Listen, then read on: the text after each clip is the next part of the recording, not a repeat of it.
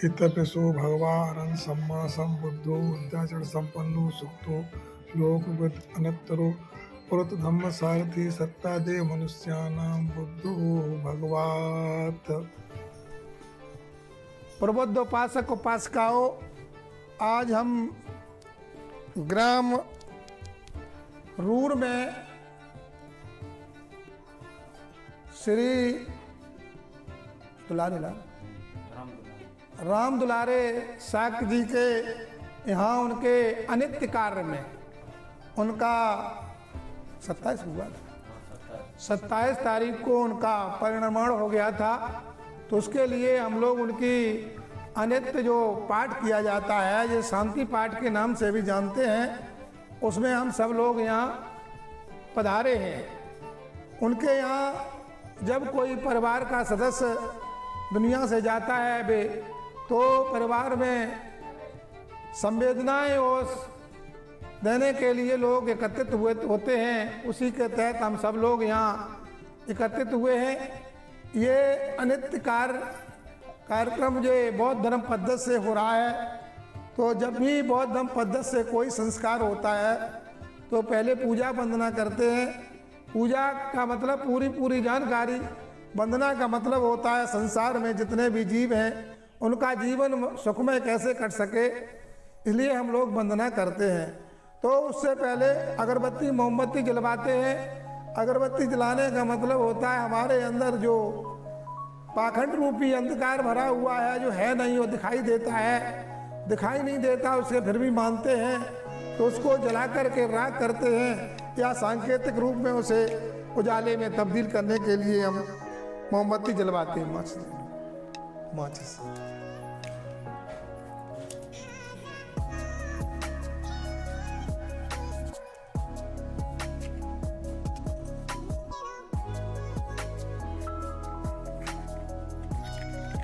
तो जो परिवारी जन लोग होते हैं उनकी सहभागिता के अनुसार उन्हीं के द्वारा मोमबत्ती जलवाई जाती है। सबसे पहले जिसने उनको मुखाग्नि दी है वो भाई साहब, आपका नाम? सुरेश चंद्र जी एक मोमबत्ती जलाएंगे। ये मोमबत्ती जलाएं। आप भी हाथ लगा लो, उनकी धर्मपत्नी भी साथ में है। उसके बाद माता जी या बड़े भाई, हाँ चलो ठीक है, आप लोग भाइयों को मिलके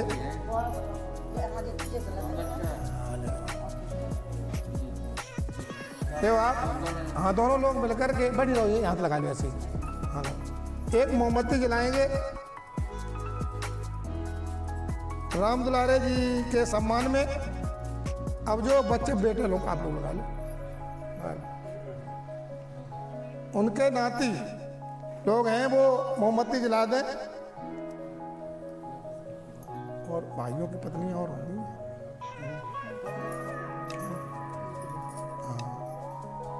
ठीक है, आप लोग लगा दो। लो एक लगा दो इधर पर, ठीक है भैया लगवा देंगे। हाँ ले, एक मोमबत्ती जो बाकी बची है इसे जला दें। सारा पेन दीपेन जंतो थागतम, ठीक।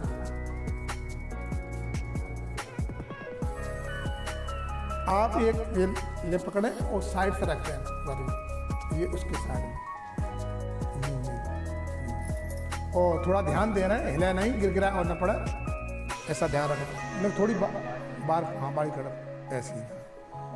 और ये जो फूल माला बनाई है वो अपने पिताजी को डाल दें। आप दोनों लोग मिलकर के डालें चल के।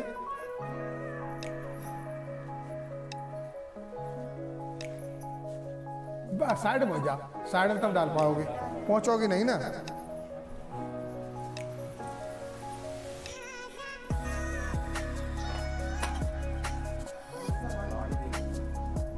हाँ इसीलिए तो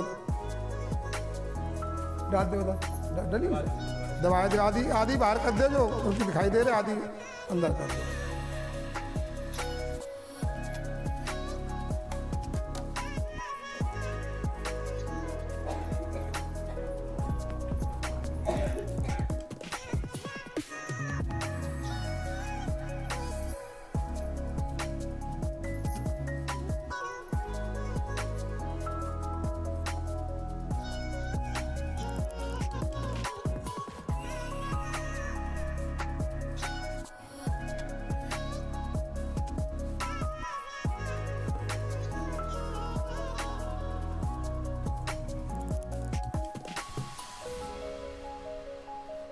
फूल देख रहे हैं, फूल गिर न पाए, फूल न गिर पाए, ऐसे ध्यान रखना, फूल का ध्यान रखना, फूल न गिरने पाए, कपड़े जल जाए।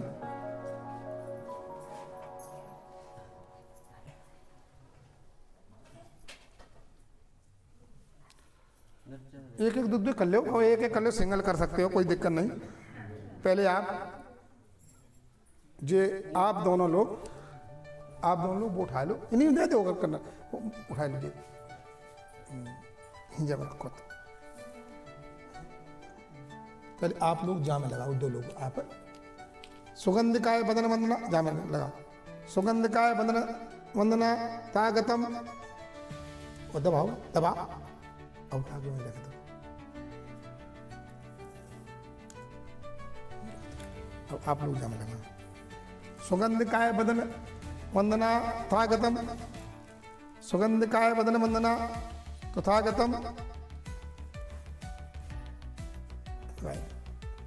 सुगंधिकाय बदन वंदना तथागतम,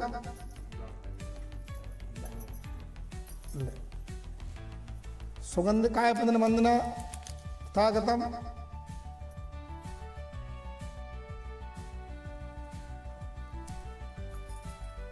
आप दोनों लोग थाली उठा लीजिए, एक हाथ और लगा, कोई लगा, तीसरा और लगा ले। हाँ, यहीं पर बैठे बैठे फिर बाद में उठा, थाली उठा, 5 बार घुमाओ। नहीं, खड़े हो जाते हैं लोग, चल खड़े हो, ऐसे सही रहे। 5 बार यहाँ घुमाना, 3 बार उधर घुमा। भव सब मंगलम राष्ट्र देता बुद्धान भावेन धर्मान भावेन संगन भावेन सा संतु मंगल हो, मंगल हो। 3 बार उधर घुमा दो। हाँ, वह सब मंगलम राष्ट्र देता सब बुद्धान भावेन धम्मान भावेन संगन भावेन सा संतु मंगल हो। अब काम है थोड़ा, एक साइड रख दें, खड़े रहो, तुम और काम कराएंगे थोड़ा। फूल नहीं उठी, कई लोग और खड़े कर लेते, 5 लोग हो जाओ, ले फूल ले, 5 ही लोग हों, ज़्यादा नहीं, फिर 7 करने पड़ेंगे काम, मतलब। हाँ ठीक, ले फूल ले, एक एक और करके। और चलो छात है, ये क्या दिक्कत है, ले ठीक है। आप लोग पहले यहाँ तथागत को चढ़ाएं फूल। इसे ध्यान रखना, जल न पाओ, घूम कैसे आया, यहाँ चढ़ाओ। बड़गंध गुड़ो एतम पेतम कुसुम पूजिया मुनिंद श्रीपाद सरोरे, छोड़ दे, पूरे छोड़ दे। हाँ ठीक है, उसमें फूल लेके वहाँ चढ़ा दो। अभी साथ ही बाद में चढ़वाएंगे, लगाओ, अब चढ़ा दो। वड़गंध गुड़ो एतम पेतम कुसुम पूजिया मुनिंद श्रीपाद सरोरे, छोड़ दो। आप लोग चढ़ा, 7 लोग बताए, आप लोग 2 चढ़ाते जाओ, फिर उन पर चाचा पे चढ़ाना हुआ। वड़गंध गुड़ो एतम पेतम कुसुम पूजिया मुनिंद श्रीपाद सरोरे। हाँ ठीक है, वो अपनी जगह बैठ जाओ। वड़गंध गुड़ो एतम पेतम कुसुम पूजिया मुनिंद श्रीपाद सरोरे। आप लोग यहाँ चढ़ाए दे, यहाँ चढ़ा, पहले यहाँ चढ़ा दो, उसके बाद फूल ले लो, भुआ तो रखे ही भूल। वड़गंध गुड़ो एतम पेतम कुसुम पूजिया मुनिंद श्रीपाद सरोरे।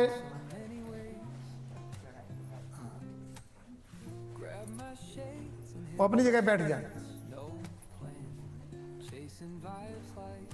वड़गंध गुड़ो एतम पेतम कुसुम पूजिया मुनिंद श्रीपाद सरोरे। वड़गंध गुड़ो एतम पेतम कुसुम पूजिया मुनिंद श्रीपाद सरोरे। बैठ जाए अपनी जगह पे।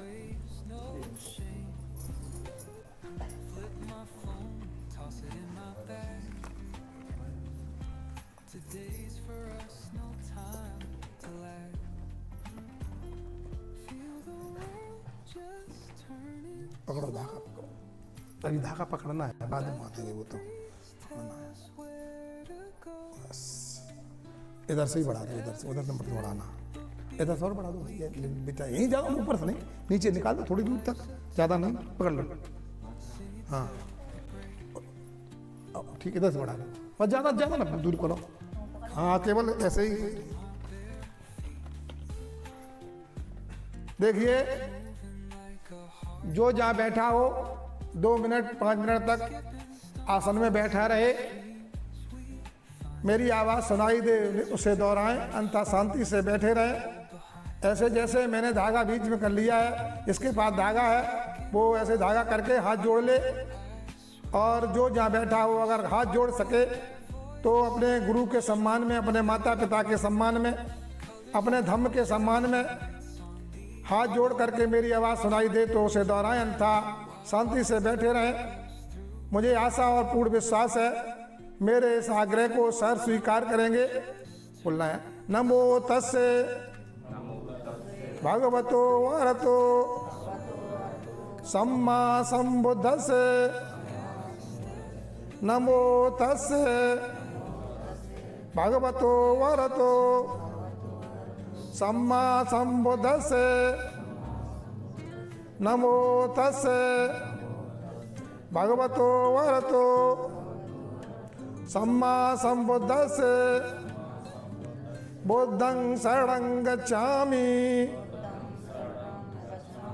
धम्मं शरणं गच्छामि,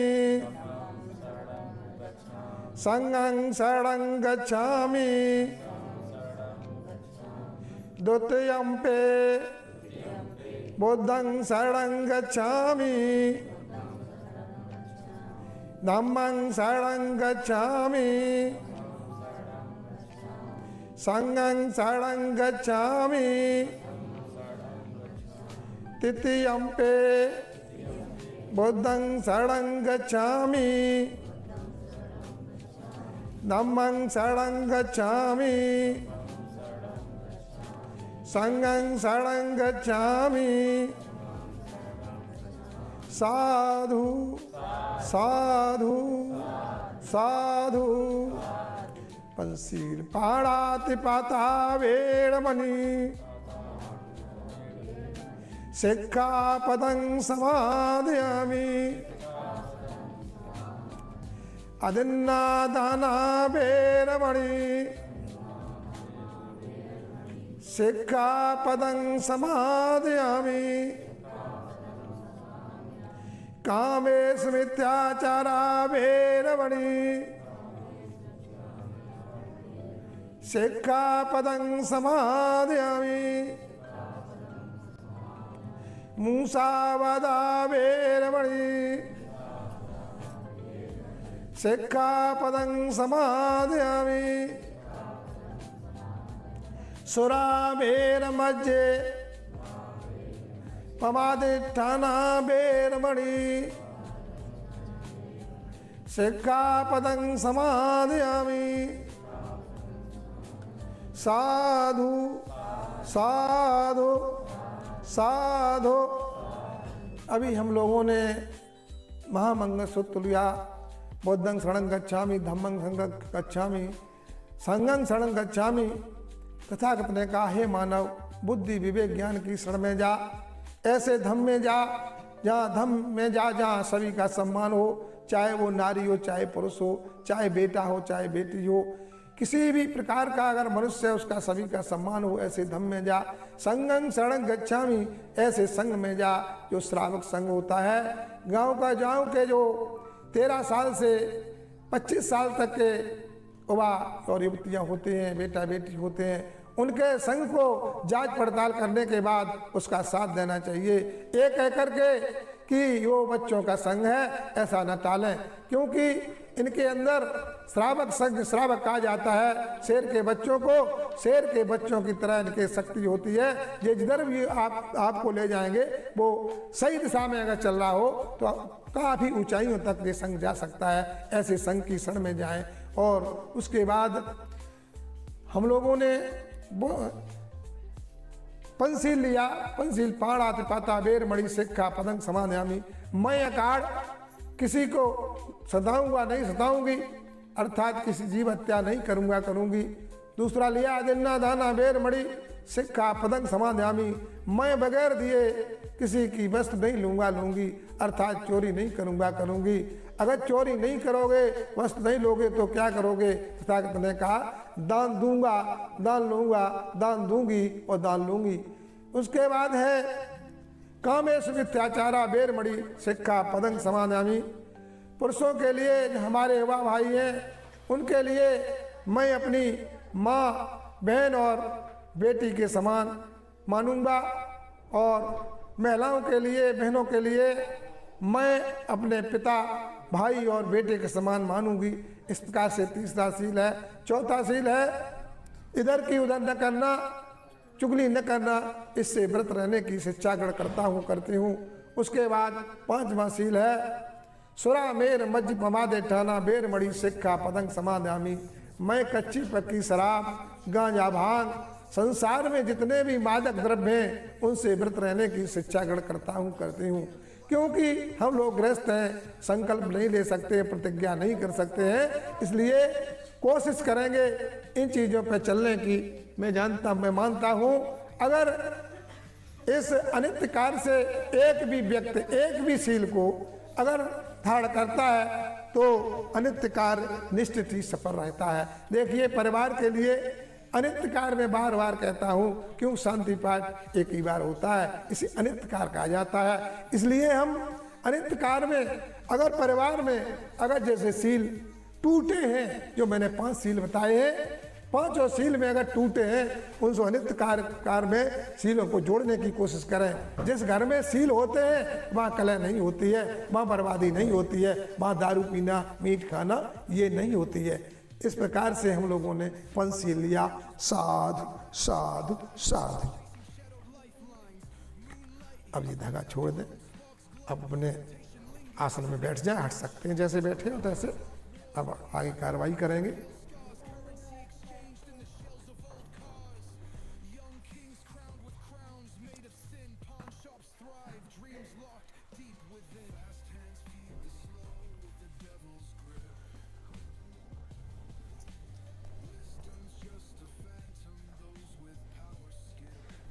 जी उठा के यहाँ रख दो, थाली ले सामने क्या आराम से रख दो, रखी रहे। हाँ,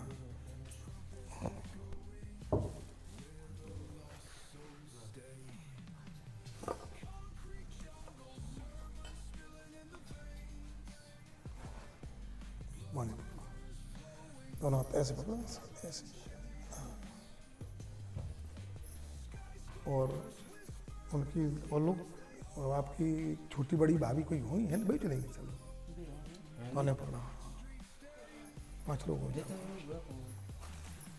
नहीं बड़े हाथ लगा लो, 5 लोग हाथ लगा लो।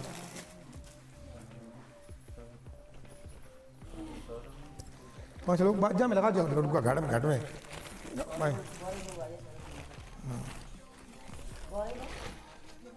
ये बगल पे आ जाओ, हाथ लगा लो, इन्हें टच कर लो, नहीं तो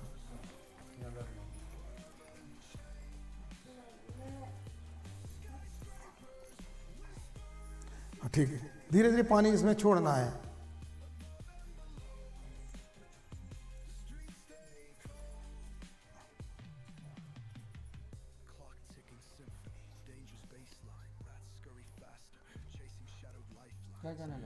पांच लोग कोई लगा लो, कोई लगा लो, कोई मतलब नहीं। छोड़ा पानी, छोड़ो धीरे धीरे पानी छोड़ो।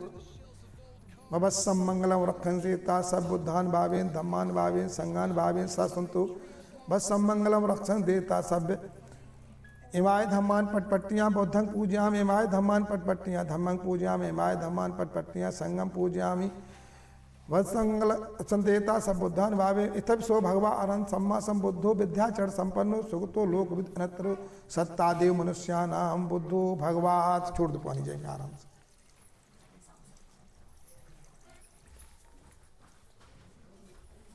ठीक है, कर दो। अब बैठ जा पीछे।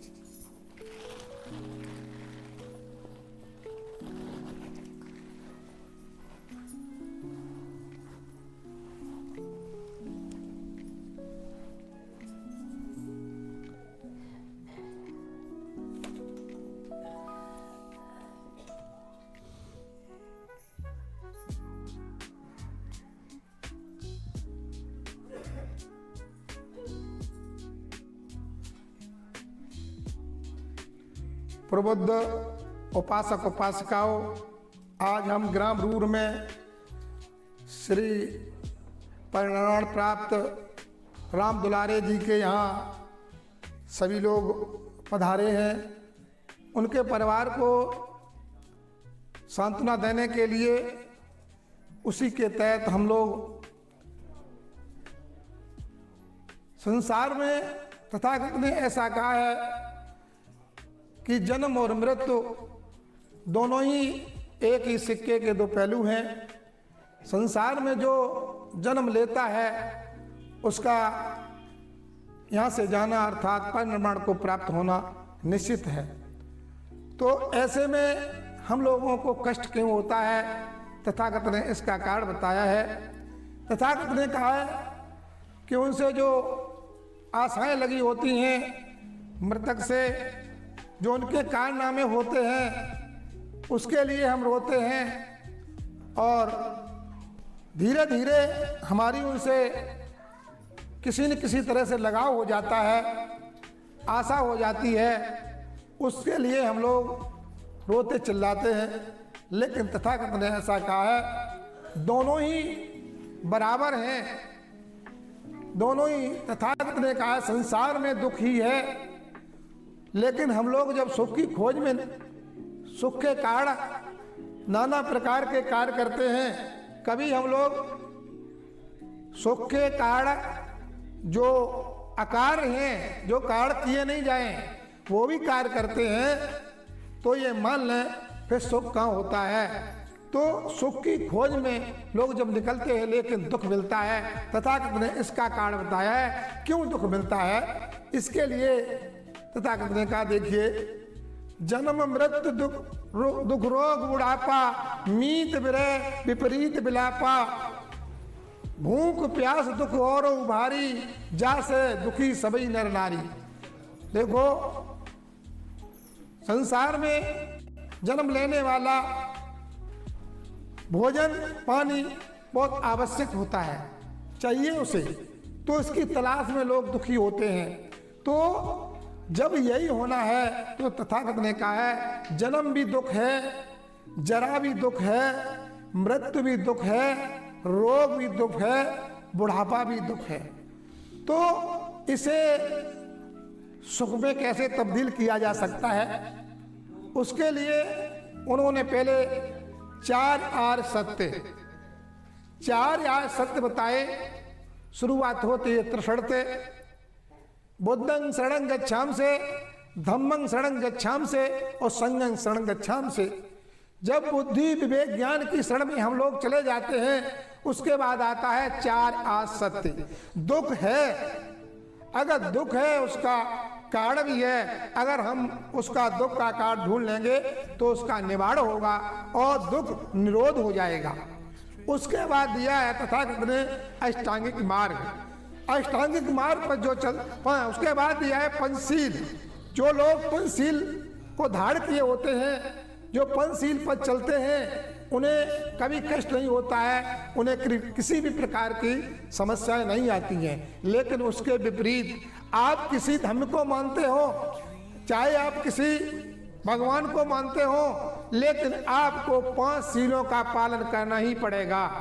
क्योंकि बगैर शील का पालन किए जो शील का पालन नहीं करेगा वो निश्चित ही निश्चित या तो वो समाज के द्वारा दंडित किया जाएगा, नहीं तो वो सरकार के द्वारा दंडित किया जाएगा। ये मैं दावे के साथ कह सकता हूँ, क्योंकि पहला शील बताया है, पहला शील कहा गया है पाणातिपाता बेर मणि सिक्का पदंग समाध्यामी।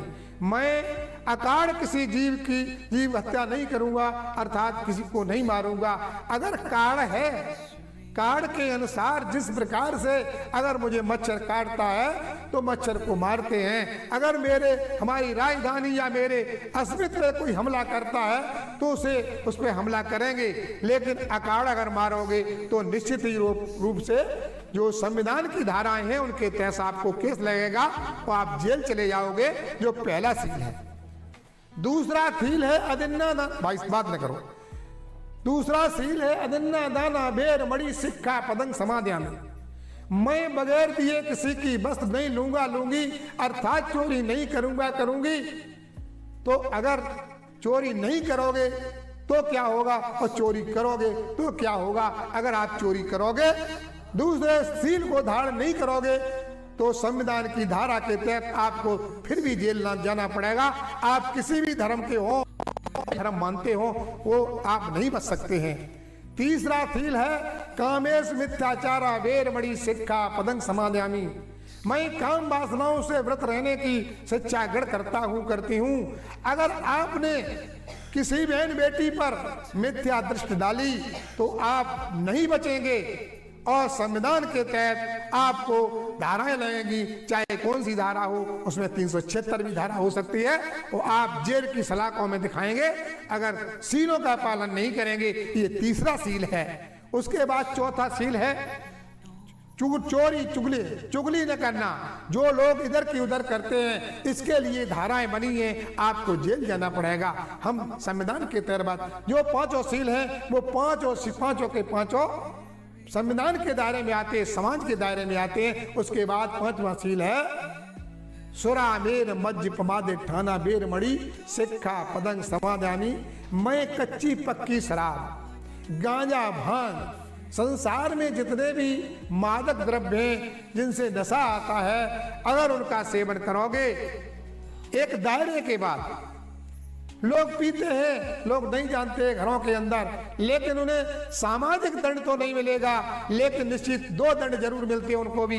एक पारिवारिक दंड और दूसरा होता है आर्थिक दंड, क्योंकि फालतू के जो अर्थ होता है वो खर्च होता है, और पारिवारिक दंड तो 100% मिलना है जो दारू पीते हैं या किसी भी तरह का नशा का सेवन करते हैं। तो इस प्रकार से पांचवा सील, अगर कोई भी धर्म मानते हो कोई मतलब नहीं है, लेकिन आपको निश्चित सीलों पर चलना होगा। और सभी लोग चलते भी हैं, और जो नहीं चलते हैं वो उनका क्या असर होता है आप सब लोग जानते हैं। ऐसा तथागत ने आज से पहले 2000-2500 वर्ष पूर्व हम लोगों को बता दिया है, लेकिन उसे तोड़ मड़ोड़ करके लोगों ने बताया, स्पष्ट नहीं किया, इसलिए हम लोग भटक गए हैं। इसीलिए शांति पाठ, अनित्य पाठ होते हैं, या कहीं भी बौद्ध धर्म से कोई भी संस्कार होता है, वो चाहे शादी संस्कार हो, चाहे वह बौद्धाचार हो, चाहे भिक्ष हो, सब लोग बताते हैं। साथियों, आगे बताना चाहूंगा, जो तथागत ने अष्टांगिक मार्ग दिया है, अष्टांगिक मार्ग पर चलोगे तो निश्चित परिवार में भी और अपने समाज में भी, यहाँ तक कि विदेश में भी सम्मान पाओगे। जिस प्रकार से हमारे मोदी जी विदेशों में जाकर के बुद्ध के सहारे से सम्मान ले रहे हैं, बुद्ध की बात करते हैं। अभी योगी जी ने जापान गए, वहां भी बुद्ध की बात की, तो मैं इधर में जाकर के मैं यहीं पर रहूंगा, बताऊंगा। पहला जो अष्टांगिक मार्ग में पहला मार्ग है वो कह रहा है कि कौन सा है? पहला है सम्यक दृष्टि। जिसके अंदर सम्यक दृष्टि होती है वो परिवार में, समाज में आगे जाता है। सम्यक दृष्टि का मतलब हमारे अंदर जो ये आंखें हैं इनसे नहीं, सम्यक दृष्टि जो कहते हैं, बड़े बुजुर्ग कहते हैं तुम्हारी हिये की भी फूटी है, हिये की भी फूटी है। जो आंखें बंद करने के बाद भी हमें जो दिखाई देता है वो हिये की होती है, ही के अंदर होती है। क्योंकि जो जैसे कभी किसी को देखा है वो अंदर प्रिंट होता है, आंखें बंद करने के बाद भी वो हिये से अब देखते हैं, तो वो सम्यक दृष्टि। सम्यक दृष्टि का मतलब होता है जो जैसी वस्तु है उसे वैसे देखना। अब हम आप कहेंगे कि हम उसी प्रकार से देखते हैं, नहीं देखते हैं। कैसे देखते हैं? कोई या सुंदर वस्तु होती है उसे ज्यादा देखने की चेष्टा करते हैं, उसके विपरीत जब कोई वस्तु वही गंदी हो जाती है तो उसे उसकी ओर नजर नहीं करते। तो ऐसा क्यों है? लेकिन तथागत ने कहा है, और जो अणु और परमाणु, परमाणु बहुत, और अणु बहुत छोटा होता है, लेकिन अणु और परमाणु की भाषा में उसे देखे। जब हमारा जो शरीर है, हमारा शरीर ये सुंदर कैसे बना है, अगर इसी सुंदर शरीर को गर्दन अलग काट दी जाए और भुजाएं अलग काट दी जाए, धड़ अलग कर दिया जाए, तो क्या हम उसे देखना चाहेंगे? यहाँ बैठे इनमें 90% लोग बेहोश हो जाते हैं, लोग मुंह फेर लेते हैं, लेकिन तथागत ने कहा है सम्यक दृष्टि वही है, चाहे कोई रूपवंत हो, चाहे कोई कुरूप हो, चाहे वो सांप हो, उसी से तो बना है, अंग वही है, लेकिन जब एकत्रित हो गए तो उसे हम आसक्त हो गए उसके प्रति।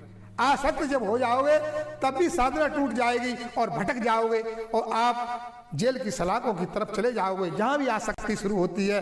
अगर आपने किसी को निगलेक्ट कर दिया तब भी संभावनाएं काफी बनती हैं। दूसरा है पहली सम्यक दृष्टि, दूसरी होती है, ये बहुत बड़ी बात है लेकिन जल्दी जल्दी थोड़ी समय के अभाव में मैं थोड़ा थोड़ा प्रकाश डालने की कोशिश करूंगा।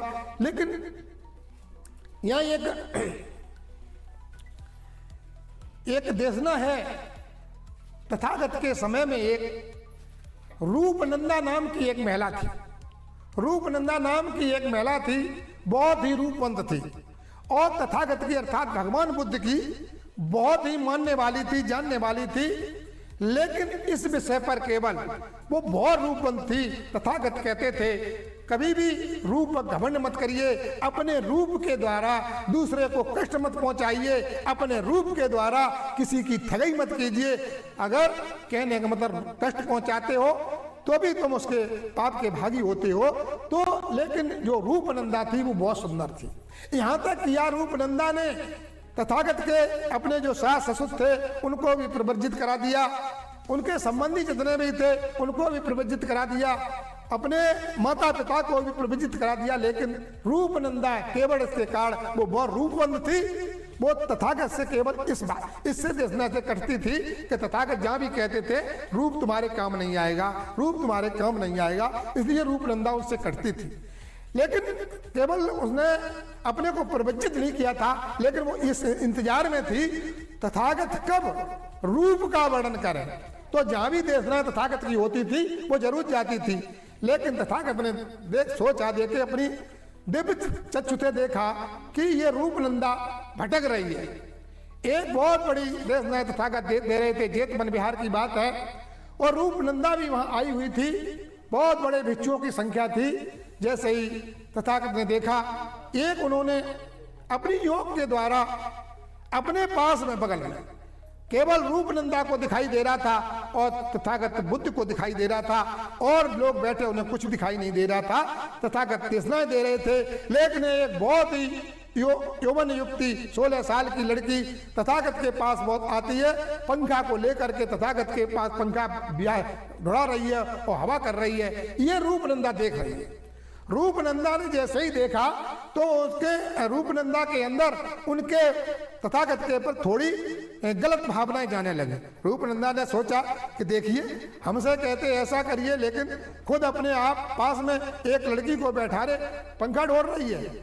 जैसे ही थोड़ा टाइम होता है, अब तथागत ने उसका जो 16 वर्ष की उम्र थी, 16 वर्ष की थोड़ी देर बाद देखते 25 साल की उम्र उसकी हो जाती है और थोड़ी मोटी होने लगती है, थोड़ा कुरूप में चलने लगती है। और जब रूपनंदा उधर उसे देखती है कि देखो अब कोई बदल करके लड़की बैठा ली है, अब इनसे मैंने ये भटक गई दुनिया से, रूपनंदा ऐसा सोचती है। थोड़ी देर बाद उस लड़की जो बैठी थी बजना डाल रही थी, उसकी उम्र 40 साल हो जाती है। 40 साल उम्र होती है तो और मोटी होती है, कुरूप होने लगती है। धीरे धीरे कहने का मतलब मेरे साथियों, वो उसका ऐसा रूप किया, धीरे धीरे 50 साल 60 साल 70 साल, जैसे ही 60 साल 70 साल पे गई, उसके बाल जो थे सफेद होने लगे, गालों पे झुर्रियां आ गई और जो हाथ थे हाथ सिकुड़ने लगे। अब रूपनंदा ने देखा, अब रूपनंदा के दूसरी ओर रूपनंदा जाने लगी कि देखते देखते ये क्या हो रहा है, ये तो सब बदल गया है। इतना हुआ,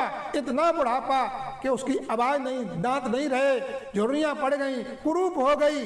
रूपनंदा ने जैसे ही देखा, रूपनंदा ने कहा कि और कोई दिखाई नहीं। तभी पास में जो महिला बैठी थी उनसे पूछा, क्या बहन ये जो तथागत के पास में महिला बैठी इसके बारे में तुमने देखा? वो कहने लगी मैंने तो कुछ भी नहीं देखा, कौन बैठा है? तब रूपनंदा ने सोचा इसका मतलब है केवल तथागत मेरे ही लिए कर रहे हैं। रूपनंदा पास में गई, भगवान ये जो आपने सब फैलाया ऐसे समेट लें, मैं आपके शरण आती हूँ। और रूपनंदा हमेशा हमेशा के लिए अपने आप को समर्पण कर दिया और वो भिक्षुणी बन गई। इस प्रकार से जो दूसरे बदला आता है, तीसरा आता है आपको वाणी वाला, दूसरा आता है सम्यक वाणी।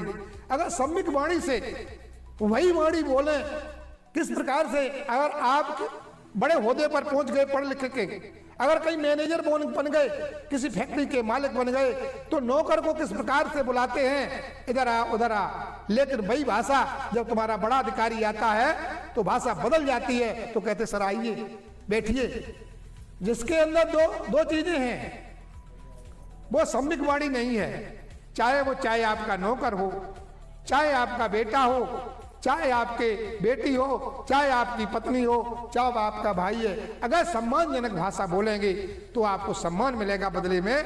नहीं, सामने तो नहीं कह सकता है, लेकिन दूसरा सुनने वाला कहेगा, और जो इसके लिए कहते हो बाद में जरूर कहेगा। एक वक्त ऐसा आएगा जब वो कहेगा तुम्हें सुनना पड़ेगा। इसलिए सम्यक वाणी को थोड़ा और आगे बढ़ाएं। सम्यक वाणी के बाद सम्यक आजीविका।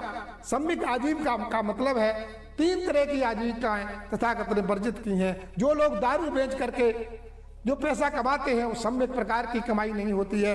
जो लोग मछली पकड़ करके या मछली बेच करके जो आजीविका करते हैं वो सम्यक प्रकार की कमाई नहीं होती है। जो जानवरों को बेच करके जो कमाई करते हैं वो सम्यक प्रकार की कमाई नहीं होती है। इस प्रकार से जो सम्यक प्रकार से कमाया हुआ धन होता है वो रोजगार तीसरे।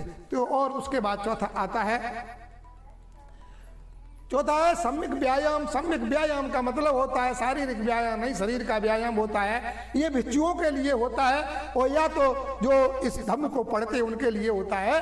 अगर सम्यक व्यायाम करोगे तो जो हमारे अंदर जो अच्छी चीजें हैं, हमारे अंदर जो अच्छी चीजें हैं उनको रोकना है, और जो बुरी चीजें हैं उन्हें व्यायाम के माध्यम से बाहर निकालना है। इसे सम्यक व्यायाम कहते हैं। उसके बाद आती है सम्यक स्मृति। सम्यक स्मृति का मतलब है अब आप बाहर निकाल तो रहे, लेकिन उसके साथ में तुम्हारे अंदर जो अच्छी चीजें हैं वो भी बाहर जा रही हैं, या जो गंदी चीजें हैं वो भी अंदर जा रही हैं।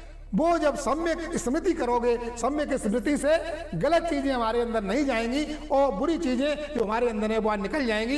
इस प्रकार के सम्यक स्मृति के बाद सम्यक समाज आती है। जो समाज में जा तो सभी सकते हैं, लेकिन समाज में टिके रहना बहुत ही कठिन चीज होती है। इस प्रकार से तथागत ने अष्टांगिक मार्ग को समझाया। दोस्तों, प्रबुद्ध उपासक उपासिकाओं, मैं जहां पर जिसके यहाँ भी कोई दुनिया से जाता है उसकी आशाएं लगी होती हैं, तो उन आशाओं के कारण हम लोग रोते चिल्लाते हैं। लेकिन तथागत ने कभी भी इसको नहीं समझा। जिस समय तथागत के पुत्र थे राहुल, वो भी प्रवृत्ति हुए थे, बनते बने, लेकिन उसके बावजूद भी वो तथागत से पहले उनकी वो परिनिर्वाण को प्राप्त हो गए थे। उस समय तथागत घर पर नहीं थे, देशनाएं दे रहे थे। उनके जो प्रिय बनते थे आनंद और सगे भाई थे नंद, तो उन्होंने जो सूचना पहुंची 8 दिन बाद जैसे तैसे सूचना पहुंची। उसके बाद जब घर पर आए तो राजा शुद्धोधन कहने लगे, उनके पिताजी जो थे, कि बुद्ध तुमने ऐसा कुछ भी नहीं किया। अपने बेटे के लिए इनकी मृत्यु न होती। सभी को देशनाएं देते हो, सभी को जीने की कला सिखाते हो, लेकिन इनके लिए कुछ भी नहीं किया। तथागत ने एक ही जवाब दिया था कि जो पिता अपने बेटे के लिए जितना कर सकता है वो मैंने सब कुछ किया, लेकिन अगर मैं कर सकता था, लेकिन समाज में ये इसका संदेह बहुत गलत जाता, क्योंकि जो एक गरीब पिता भी है, जो इस ओर नहीं जानता है, वो भी नहीं चाहता है कि मेरा पुत्र दुनिया से जाए। अगर मैं कुछ करता तो केवल पक्षपात वाली बात आती। इसलिए जब किसी को जाना है तब जाना है, और जब पैदा होना है उसे होने दो, उसमें हस्तक्षेप न करो, न कर भी नहीं सकते हो। इस प्रकार से नंद को, आनंद को और अपने पिता शुद्धोधन को समझाया और उनका अंतिम संस्कार किया। तो इस प्रकार से एक आंसू भी नहीं डाला था तथागत ने। जीवन में तथागत कभी हंसे भी नहीं थे तो कभी रोए भी नहीं थे, क्योंकि ये तथागत ने जीवन भर अपने 80 वर्ष के 45 वर्ष जो पैदल चल करके एक दूसरे को जा करके देशनाएं दी। उसी की एक देशना आती है जो श्रावस्ती के एक सेठ थे। भाई शांति से बैठ जाए। श्रावस्ती के एक सेठ थे, उनके यहाँ बहुत हजारों की तादाद में नौकर चाकर थे, लेकिन उनका बेटा निकम्मा था। उनका बेटा निकम्मा था, वो कुछ भी नहीं करता था, नौकर चाकर करते थे। किसी कारणवश उनकी मृत्यु हो गई सेठ जी की। जब सेठ जी की मृत्यु हो गई तो निकम्मा बालक ने काफी पुरोहितों से, काफी ब्राह्मणों से उनके अंतिम संस्कार का अनुष्ठान कराया, लेकिन उसके बावजूद भी उनके दिमाग पर एक बात बैठ गई उसके बेटे के कि मेरे पिताजी को आत्म शांति नहीं मिली। जब मेरे पिताजी को आत्म शांति नहीं मिली तो वो धीरे धीरे लोगों से कहने लगा कि मेरे पिताजी को आत्म शांति नहीं मिली। जहाँ भी जो लोग मिलते हैं, माताएं, बहनें, बुजुर्ग, वो कहता है मेरे पिताजी को आत्म शांति नहीं मिली। धीरे धीरे वो पागलपन की ओर जाने लगा। जब वही बार उधर खाना छोड़ दिया उसने, पागलपन की ओर जाने लगा तो हजारों की तादाद में जो कारोबारी लगे हुए थे, उन्होंने सोचा अगर ये भी दुनिया से चला गया तो ये जो धंधा है ये बर्बाद हो जाएगा, इसके नाम पे चलता है। तो कारोबारियों ने कोशिश की कि कहीं से इसका इलाज हो जाए, कि इसके दिमाग से ये निकल जाए कि मेरे पिताजी को आत्म शांति नहीं मिली। तो ये जैसे ही जा रहे थे, एक भिक्षु के सामने भी वो खड़ा हो गया, कहने लगा भगवान मेरे पिताजी को आत्म शांति नहीं मिली। उन भिक्षु ने कहा कि अगर ऐसा करें कि जो तथागत बुद्ध देशनाएं दे रहे हैं वहां आप चले जाएं, अगर तथागत बुद्ध अनुष्ठान कर दें तो निश्चित रूप से आपके पिताजी को आत्म शांति मिल जाएगी। हाँ देख रहे ना, बंद कर दो, बंद कर दे, बंद। तो उस प्रकार से और उन्हें यह भी बोल दिया कि तथागत बुद्ध अनुष्ठान करते नहीं है, लेकिन आप जाए, हो सकता आपके पिताजी का कर दें। तो वो जाने लगे। हाँ। अरे इसे ऐसा करो तो बंद हो जाएगी। तो बस अब एक बात नंबर करना, 5-10 मिनट। तो उन्होंने जाकर के कहा कि अपने इष्ट मित्रों के साथ वो तथागत बुद्ध के पास गए। तो जब गए, तथागत बुद्ध ने कहा कि आप ऐसा करें, आपका अनुष्ठान तो कर दूंगा, लेकिन कंडीशन रहेगी। तो उन्होंने कहा क्या सामग्री चाहिए? तथागत ने कहा 2 कच्चे घड़े चाहिए। दोनों घड़े सफेद कपड़े से बंधे होने चाहिए। घड़े में ऊपर से एक ढकने के लिए, जिसे पारा कहते हैं, वो होना चाहिए दोनों में। उन्होंने कहा कि दोनों घड़ों में, एक घड़े में कंकड़ पत्थर होने चाहिए और एक घड़े में शुद्ध देसी घी होना चाहिए। वो तो सेठ था और तथागत ने कहा ये सामग्री लेकर के कल आना, और हाँ एक डंडा और साथ में लाना। तो वो वहां से चला गया। दूसरे दिन 2 घड़े लाया, कोरे घड़े। एक घड़े में कंकड़ पत्थर भरे, एक घड़े में जाकर के घी भर लिया। अभी नहीं, कोई नबी नहीं लगा, कुछ बैठे रहो, तुम बैठे रहो, जहाज चला जाना है। तो कंकड़ पत्थर भरे और एक में घी भर लिया। अपने इष्ट मित्रों के साथ एक डंडा लेकर के, जो साथ में चल रहा था, वो डंडा लेकर के गया। जैसे ही तथागत के पास वो लोग अपने हुजूम के साथ हजारों की तादाद में पहुंचे, जैसे ही कहा भगवान मैं आ गया हूँ, तथागत ने कहा चलो ठीक है, आगे आगे तथागत चलने लगे। पीछे वो जो सेठ का बालक था वो लेके दोनों कंधों पर वो घड़े रखे हुए था। एक बगल में उनका जो मित्र था वो एक डंडा लेकर के चल रहा था। पास में एक नदी बहती थी। तथागत वहां लेकर के पहुंचे और कहने बोले जाओ इन दोनों घड़ों को नदी में अंदर लेकर के चले जाओ। और अंदर घड़े लेकर के गया। उसके बेटे से कहा, सेठ के बेटे से, कि कंडीशन रहेगी, दोनों घड़ों को 3 बार में फोड़ना है या दोनों 5 बार में फूट जाएं, इससे ज़्यादा नहीं फोड़ना है।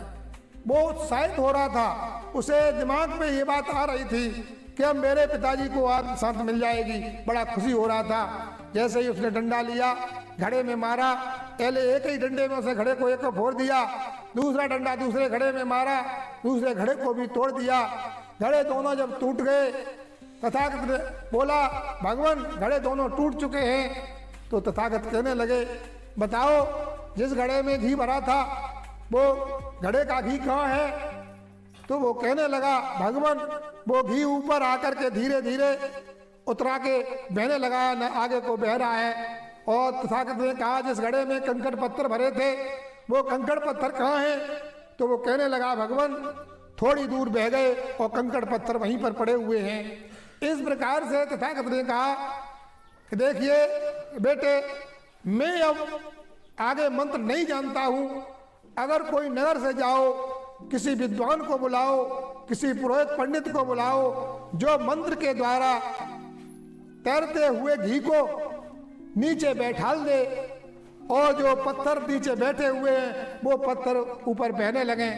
तो वो कहने लगा, बेटा भगवान ऐसा कैसे हो सकता है? ऐसा मंत्र तो दुनिया में है ही नहीं जो कि पत्थरों को तैराए और घी को नीचे चला जाए।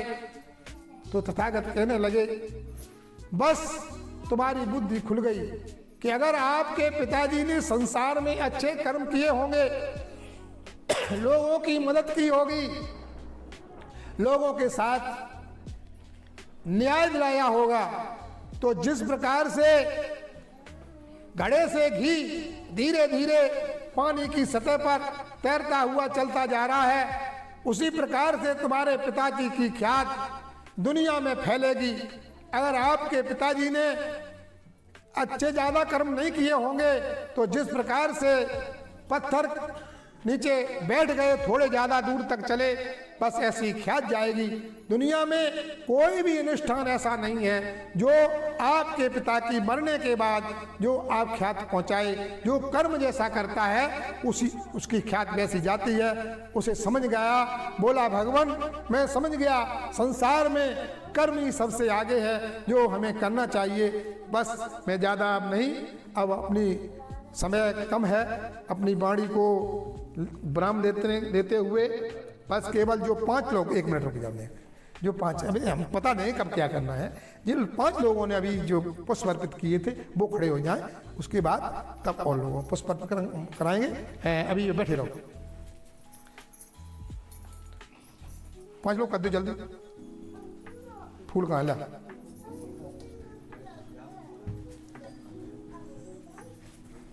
दोनों हाथों उठा जाए। वड़गंध गुड़ो तम पेतम पुष्प पूजा मुनिंदा श्री पा सरोरे, वहां भी कर दे। अभी नहीं, अबे अबे पूरी बात नहीं, रुको 5 बैठ जाओ अपनी जगह, 1 मिनट। तो आप खड़े रहो, खड़े करेंगे ताकि आप खड़े रहो। चलो मुँह चढ़ा दो।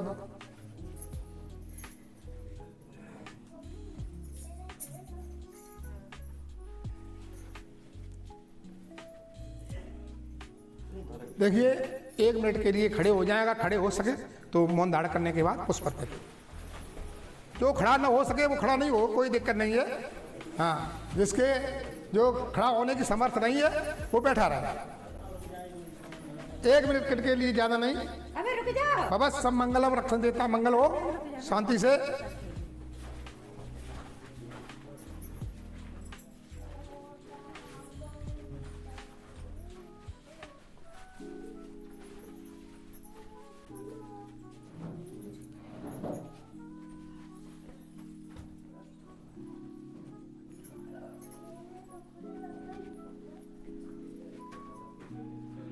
तब सो भगवान सम्मा संबुद्धो विद्याचरण संपन्नो सुतो लोक विदनत्रो सत्तादेव मतदान बुद्धो भगवान।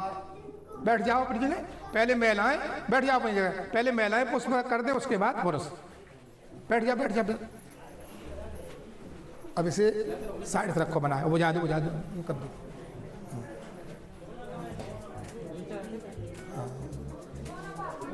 हाँ बुझा दे,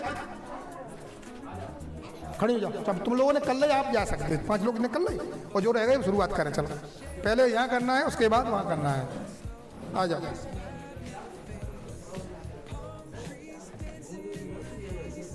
नहीं रखीजिए कछु, ये रख दो तो रख लो, उठा ले जाओ। हाँ दोनों हाथों से बड़ गंद गुड़ो एतम पेतम कुसंत पूजा मुनिंदर श्री पास सरोरे, फिर उनके पर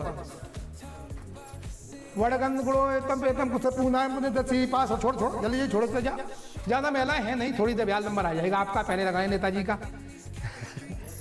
अच्छा तो कोई बात नहीं। बड़ गंद गुड़ो एतम पेतम कुसंत पूजा मुनिंदर श्री पास सरोरे, वड़गंध गुड़ो एतम पेतम कुसुम संतत पूजा मुनिंद श्री पास सरोरे। थोड़े थोड़े वड़गंध गुड़ो एतम पेतम कुसुम संतत पूजा मुनिंद श्री पास सरोरे। एक साइड लाइन दे दो, जाओ जाना चाहो जा भी सकती हो। वड़गंध गुड़ो एतम पेतम कुसुम पूजा मुनिंद श्री पास सरोरे। वड़गंध गुड़ो एतम पेतम कुसुम संतत पूजा मुनिंद श्री पास सरोरे। उधर से घूम के जाओ। वड़गंध गुड़ो एतम पेतम कुसंत पूजा मुनिंद श्री पास सरोरे। वड़गंध गुड़ो आओ लाइन लगाए रहो, ना टूटे नहीं, लाइन ऐसी लगाओ ना टूटे नहीं। वड़गंध गुड़ो दोनों हाथों से वड़गंध गुड़ो एतम पेतम कुसंत पूजा मुनिंद श्री पास सरोरे। आती जा बगल रास्ता दे, रास्ता दे, वापसी भी रास्ता दे। अब आप लोग भी जा सर पाए जाएंगे, आप लोग चढ़ा दी तो आ जाओ, चलो इधर रास्ता खत्म करेंगे अब तो। अभी पुरुष लोग आए। हाँ वड़गंध गुड़ो एतम पेतम कुसुम संतत पूजा मुनिंद, दोनों हाथों से, दोनों हाथों से, दोनों हाथों, दोनों हाथों। हाँ ऐसे ही। वड़गंध गुड़ो एतम पेतम कुसंत पूजा मुनिंद श्री पास सरोरे। वड़गंध गुड़ो एतम पेतम कुसंत पूजा मुनिंद श्री पास। रास्ता छोड़े ना, रास्ता छोड़े ना। वड़गंध गुड़ो एतम पेतम कुसंत पूजा मुनिंद श्री पास सरोरे। वड़गंध गुड़ो एतम पेतम कुसुम संतत पूजा मुनिंद श्री पास सरोरे। उधर से उधर और बढ़ जाओ, करो उधर लाओ नहीं। हाँ वड़गंध गुड़ो एतम पेतम कुसुम पूजा मुनिंद श्री पास सरोरे। वड़गंध गुड़ो एतम पेतम कुसुम संतत पूजा मुनिंद श्री पास सरोरे। यहाँ रास्ता छोड़ दो, आप ही आ जाइए, नहीं बढ़ जाए। अबे लोग बैठे हम किनारे भैया रास्ता दे दे, अभी निकालेंगे तो निकलेंगे कुछ लोग। वड़गंध गुड़ो एतम पेतम कुसुम पूजा मुनिंद श्री पास सरोरे। वड़गंध गुड़ो एतम पेतम कुसुम पूजा मुनिंद श्री पास सरोरे। वड़गंध गुड़ो एतम पेतम कुसुम पूजा मुनिंद श्री पास सरोरे। आ जाओ और हाँ चल। वड़गंध गुड़ो एतम पेतम कुसुम पूजा मुनिंद श्री पास सरोरे। अभी बैठे रहो।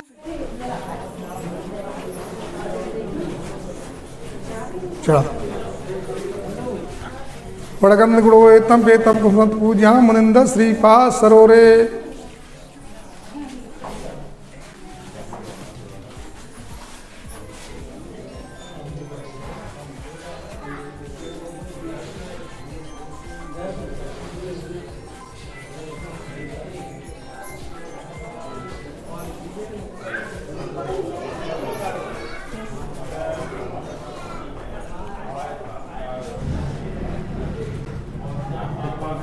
मुँह नहीं चढ़ा, हमें ऐसे दे देना। सही कह रहे हैं।